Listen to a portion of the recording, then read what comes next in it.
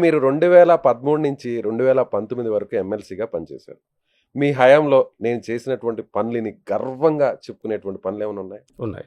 నేను 13లో ఎమ్మెల్సీ గెలవడమే అదొక చారిత్రాత్మకమైనటువంటి గెలుపు.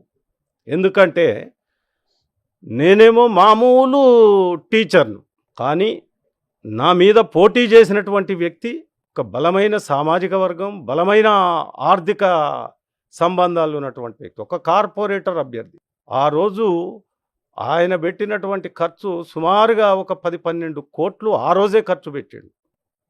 అటువంటి వ్యక్తి మీద నేను గెలిచినా అంటే నా పనితనానికి నిదర్శనంగా మా ఉపాధ్యాయులందరూ నాకు అండగా ఉండి గెలిపించారు.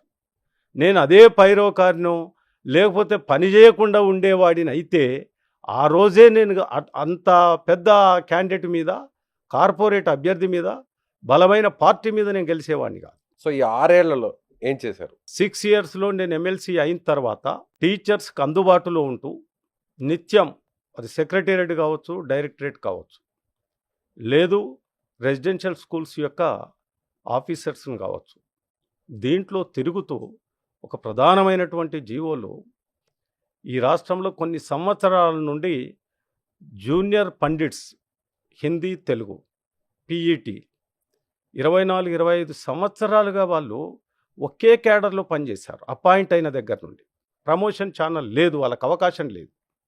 ఆ పరిస్థితుల్లో నేను కూడా ఒక పండిట్గా పనిచేసినాను. అది అనుభవించిన నేను స్వయంగా.